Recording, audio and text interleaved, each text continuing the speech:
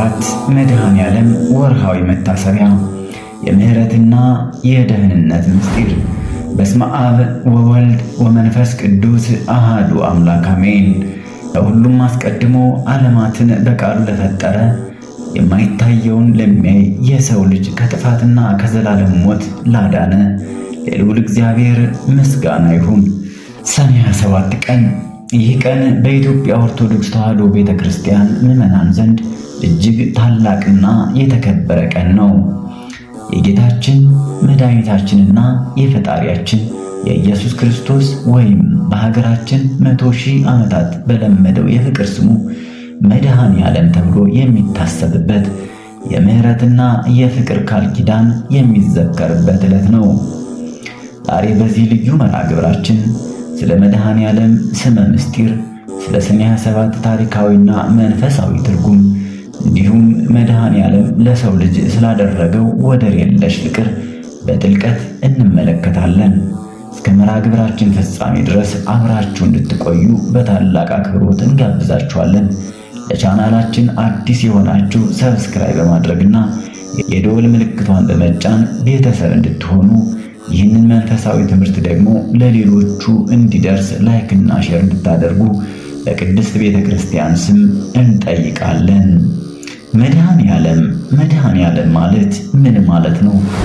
መድኃኔዓለም የሚለው ስም ጥንታዊና ግዕዝ ቃል ሲሆን ቀጥተኛ ትርጉሙም የዓለም መድኃኒት፣ ዓለምን የሚያድን ማለት ነው። ይህም ስም ዝም ብሎ የተሰጠ አይደለም። የሰው ልጅ በኃጢአት ምክንያት ወድቆ ከገነት ተባሮ በዲያብሎስ ቁራኝነት ስር በነበረበት ዘመን አዳምና ሔዋን በንስሐ አልቅሰው ፈጣሪያቸውን በለመኑት ጊዜ የተሰጣቸው የተስፋ ቃል ፍጻሜ ነው እንጂ። መጽሐፍ ቅዱስ በሐዋርያት ሥራ ምዕራፍ 4 ከቁጥር 12 ላይ እንዲህ ይላል፣ መዳን በሌላ በማንም የለም፣ እንድንበት ዘንድ ለሰዎች የተሰጠ ስም ከሰማይ በታች ሌላ የለምና ሲል በቅዱሳን ባለሟሎች አማላጅነትና በክርስቶስ መልካም ፈቃድ እንደምንድን፣ በግብራችን በሥራችን መንግሥተ ሰማያት እንደምንወርስ፣ ከኃጢአታችን እንደምንነጻ ያመላክታል። የዓለም ሐኪሞች ሥጋዊ ደዌን ይፈውሳሉ። መድኃኔዓለም ግን የነፍስንም የሥጋንም ደዌ የሚፈውስ ከሞተ ሥጋዊ በላይ ከዘላለም የነፍስ ሞት የሚያድን እውነተኛ የሕይወት መድኃኒት ነው። ስለዚህ ነው ኦርቶዶክሳውያን አባቶቻችንና እናቶቻችን ጠዋትና ማታ ሲጸልዩ፣ ሲደሰቱም ሆነ ሲያዝኑ መድኃኔዓለም ሆይ እያሉ ስሙን የሚጠሩት። ስሙ ራሱ ጥንካሬ፣ ስሙ ራሱ ፈውስ፣ ስሙ ራሱ ሰላም ነው። ሰኔ 27 ቀን ታሪካዊና መንፈሳዊ ምስጢር። በቤተ ክርስቲያናችን አስተምህሮ መሰረት በየወሩ በ27 ቀን መድኃኔዓለም ይታሰባል። ሆኖም ግን የሰኔ 27 ቀን ልዩ የሚያደርገው ታላቅ መንፈሳዊ ታሪክ አለው። ይህም ታሪክ የመድኃኔዓለም የቃል ኪዳን ዕለት በመባል ይታወቃል። ጌታችን መድኃኒታችን ኢየሱስ ክርስቶስ በዚች ዕለት ለእናቱ ለቅድስት ድንግል ማርያም፣ ለቅዱሳን ሐዋርያትና ለወዳጆቹ ቅዱሳን ታላቅ የምህረት ቃል ኪዳን የሰጠበት ቀን ነው። መድኃኔዓለም አምላካችን በደሙ የዋጃትን ዓለም ፍጹም በሆነ ምህረት እንደሚጠብቃት፣ በስሙ የሚማጸኑትን የታመሙትንና የተከዙትን እንደማይተዋቸው ቃል የገባበት ዕለት ነው። በተለይ በሀገራችን በኢትዮጵያ ሰኔ 27 ቀን በታላላቅ ደብራት ሕዝበ ክርስቲያኑ በነጭ አልባሳት ተጎናጽፈው በደስታ በምስጋና በታቦቱ ሕግ ዙሪያ እልልታና ማህሌት እያቀረበ ያከብረዋል። ይህም ዕለት ክረምቱ የሚገባበት የሚጀምርበት፣ ገበሬው ዘሩን ዘርቶ የአምላኩን ዝናብና በረከት የሚማጸንበት ወቅት በመሆኑ ምዕመናን መድኃኔዓለም ሆይ ምድራችንን በበረከት ሙላት፣ ሕዝባችንን በሰላም ጠብቅ ብለው የሚማጸኑበት ልዩ ቀን ነው። የመድኃኔዓለም የፍቅር ጉዞ ከቀራንዮ እስከ ዛሬ። የመድኃኔዓለምን ውለታ ስናስብ ወደ ኋላ መለስ ብለን ቀራንዮን ማሰብ ይኖርብናል። የሰው ልጅ ከአምላኩ በራቀ ጊዜ ፈጣሪ ሰውን ለመፈለግ ከሰማየ ሰማያት ወረደ። ከቅድስት ድንግል ማርያም ከሥጋዋ ሥጋ ከነፍሷ ነፍስ ነስቶ ሰው ሆነ። እርሱ ፍጹም አምላክ ሲሆን ሳለ ስለ እኛ ፍጹም ሰው ሆነ። ተራበ፣ ተጠማ፣ ደከመው፣ ተገረፈ፣ ተተፋበት።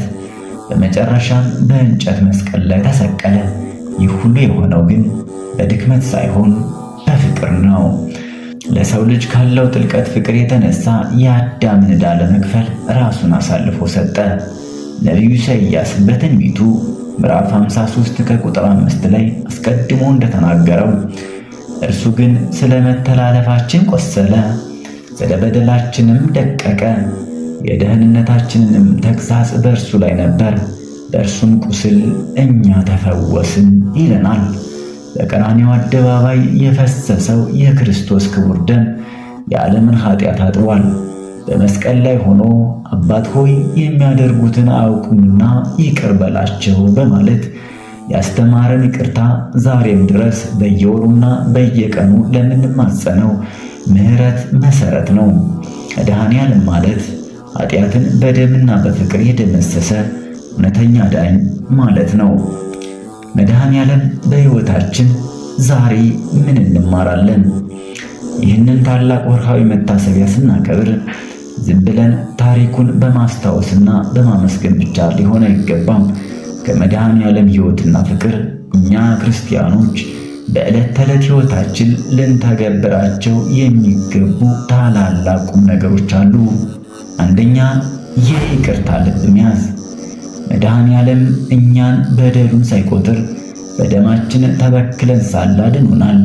እኛስ የበደሉንን ወንድሞቻችንና እህቶቻችን ይቅር እያልን ነውን?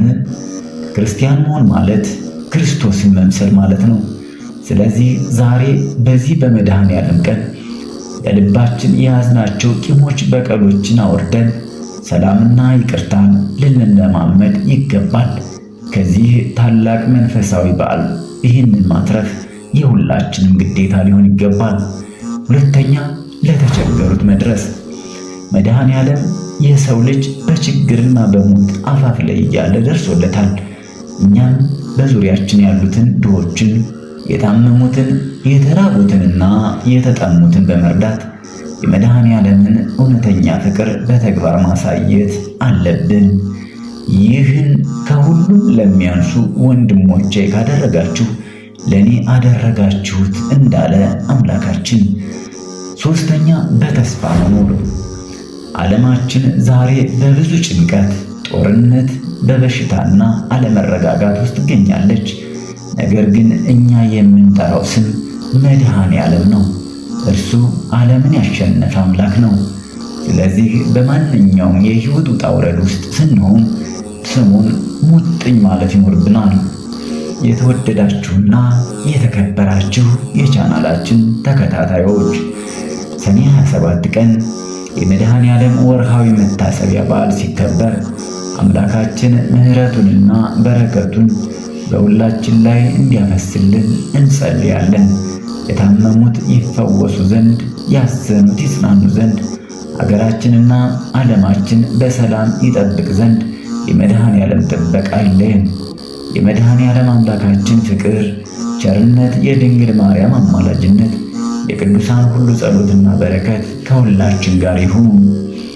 ስላዳመጣችሁን ከልብ እናመሰግናለን።